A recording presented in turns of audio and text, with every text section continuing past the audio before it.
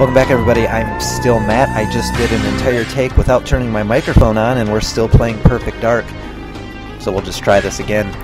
We're back on the Pelagic 2, the submarine that Datadyne wanted so badly, and we're going to disable the power, secure some laboratory data, deactivate the autopilot, and rendezvous with Elvis.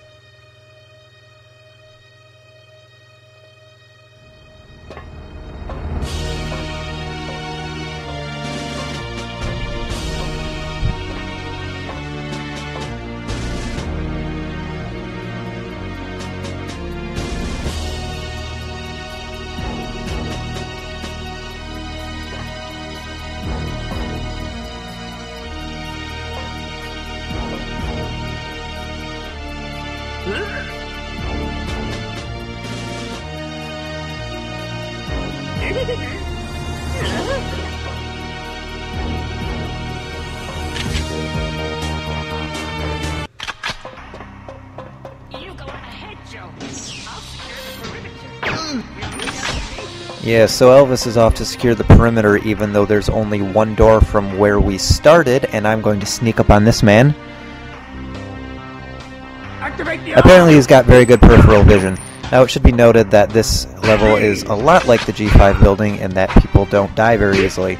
No, it's a lot like the G5 building in that in every room one guard will be in alarm activating mode, and we can use that to our advantage because there is a perk to clearing this level without setting off alarms.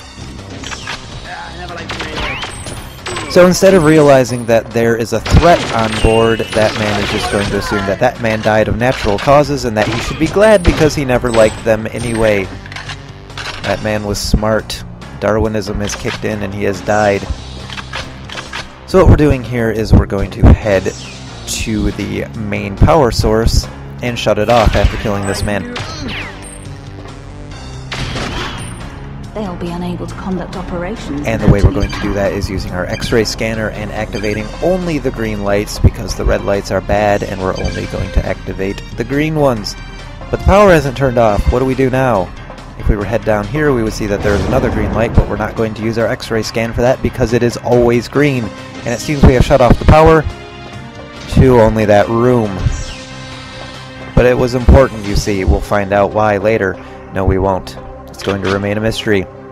So for now, we're going to take a little detour, break another camera, and secure some research data disks. Apparently, Datadyne is doing some sort of research on this submarine. Now, it should be noted that the submarine has not performed its diving yet.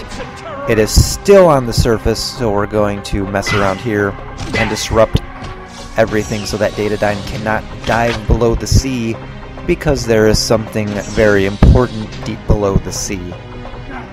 But I won't spoil that for you yet. Cover me. So for now, we're going to continue going up before we head back to the level we were on. That man is a statue, and now he's a dead statue.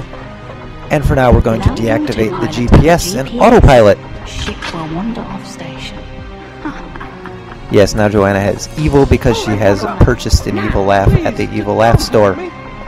I'm only doing my job. Yes, that man's only doing his job, and this man is about to become a combatant. He was about to say traitors, but we killed him, but the subtitles remained. We're going to activate our X-ray scan for some reason and pull out our CMP. No, we're not. We're going to pull out our laptop gun by mistake.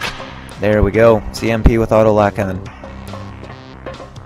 Okay, so now we've shut off the power to one room, and we have deactivated the autopilot and GPS, so that the submarine is going to float around in the middle of nowhere, far away from its intended diving position. See, that man is more concerned for his fellow Datadyne employee, and he's going to also die, however. At least he was a more compassionate person. Perhaps there will be a reward for him in the afterlife if he believes in that sort of thing.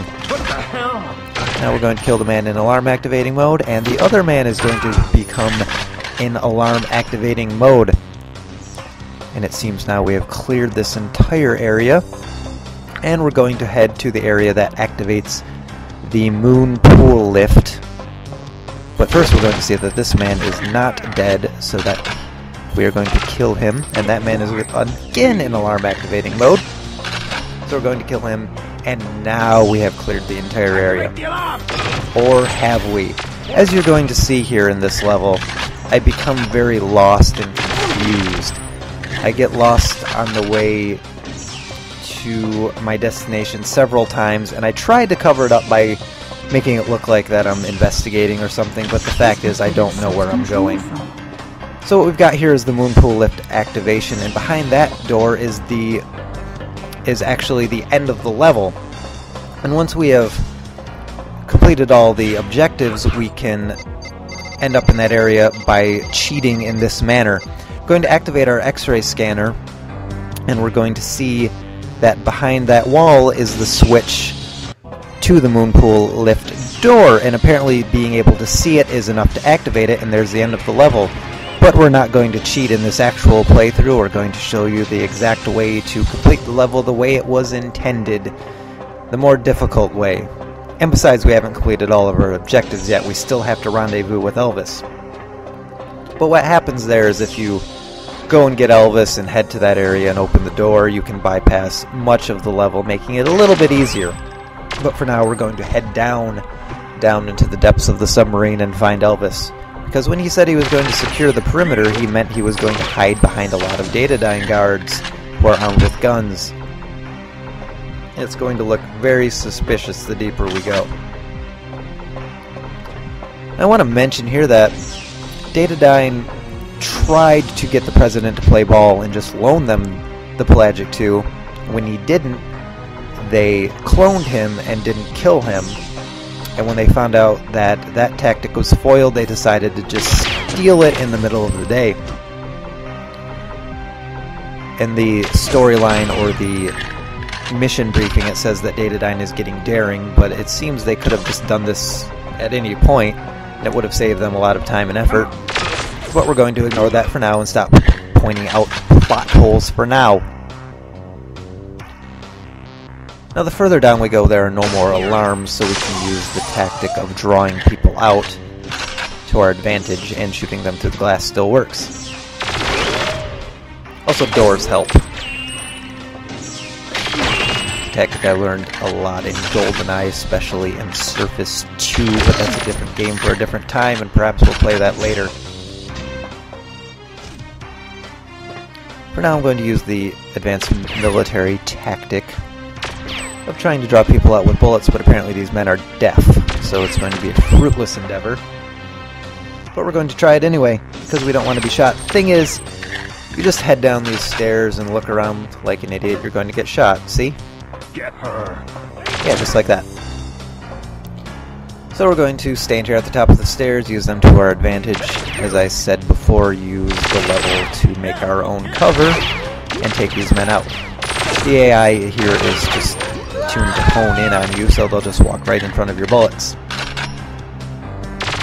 It's not like modern first-person shooters where they will duck behind waist-high walls, no siree.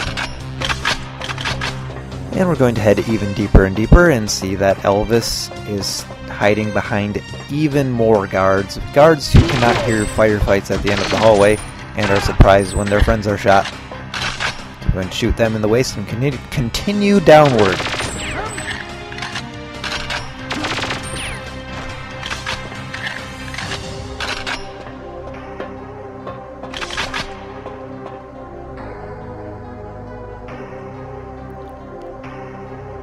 Have I mentioned that my Xbox 360 control sticks are very precise?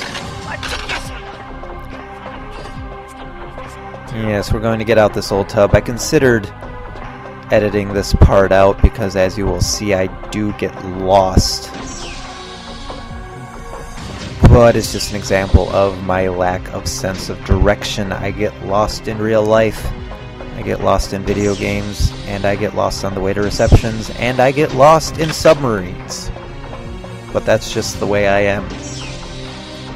As you can see there, we're going to go back to what Elvis said at the beginning of the level, that he was going to secure the perimeter.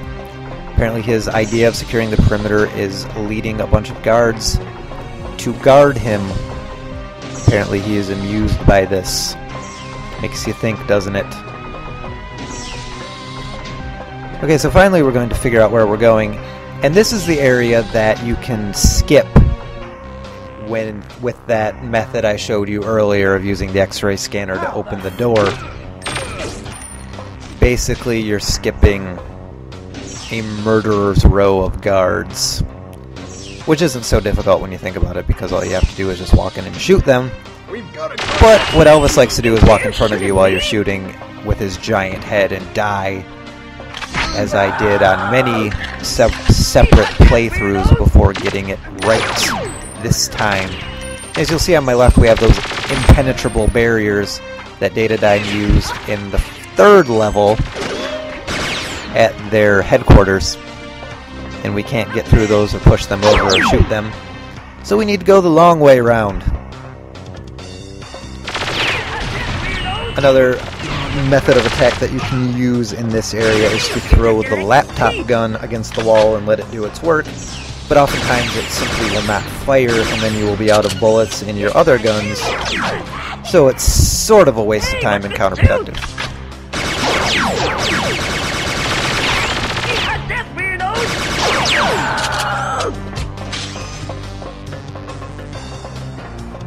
I'm going to show you an example of why that's counterproductive right here. That's not going to work in the door frame. I'm doing this for your own good. My God! I'm going to spray and pray here, and Elvis is going to continue running. See, again, he is programmed simply to run and fire toward the destination. He doesn't wait for you. He doesn't hide behind cover. He just keeps going, and look!